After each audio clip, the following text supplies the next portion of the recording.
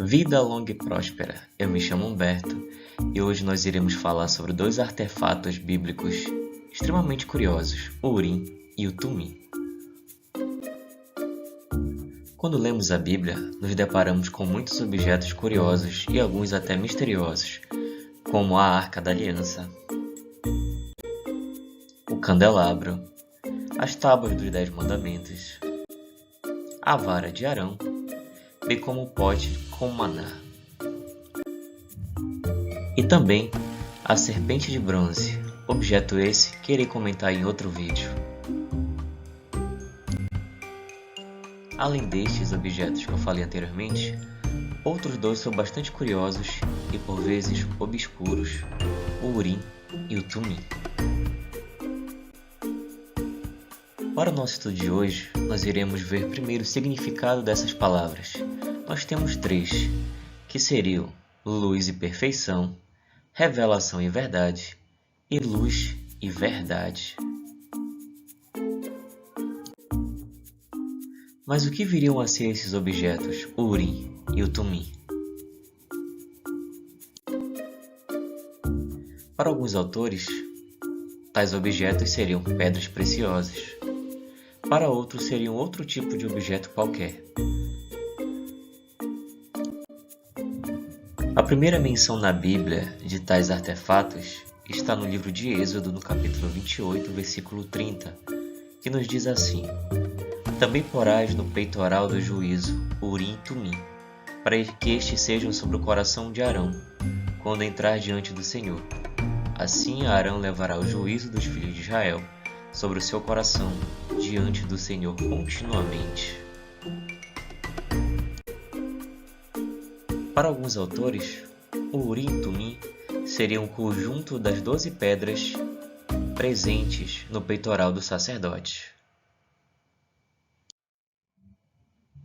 Para outros, porém, tais objetos seriam elementos separados do peitoral que seriam colocados como uma forma de lembrar ao sacerdote toda a responsabilidade e toda a honra que era carregar sobre si o Urim e o Tumim.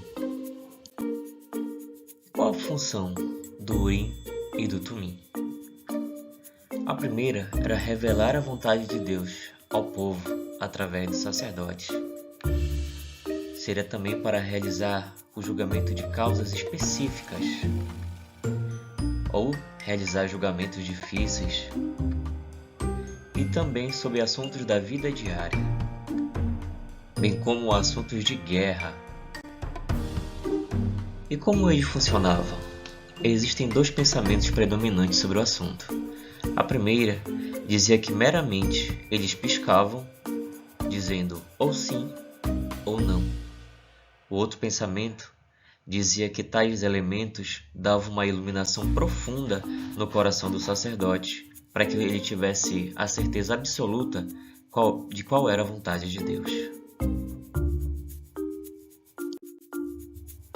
Em seu discurso final, Moisés se dirigiu à tribo de Levi e disse que era uma grande honra o levar o Urim e o Tumim, conforme Deuteronômio capítulo 33, versículo 8. O primeiro rei de Israel, Saul, após uma série de pecados e desobediência contra a lei de Deus, decidiu ir consultar o sacerdote. E nós vemos em 1 Samuel, capítulo 28, versículo 6, o seguinte: E perguntou Saul ao Senhor, porém o Senhor não lhe respondeu, nem por sonhos, nem por Urim, nem por profetas. Então nós vemos algumas das possibilidades que o povo do Israel antigo tinha para consultar a Deus, e vemos que Saul, depois de pecar tanto, teve como resposta de Deus simplesmente o silêncio. Sabemos que todo o Antigo Testamento eram figuras e apenas sombras das coisas futuras. Não sabemos ao certo como funcionavam o Urim e o Tumim, mas o que sabemos é que era um meio para se consultar a Deus e saber a sua vontade. Hoje, não precisamos de tais artefatos, nem de nenhum outro amuleto. Nós precisamos apenas de Jesus Cristo, a revelação perfeita de Deus. Verbo, que se fez vivo e andou no meio de nós.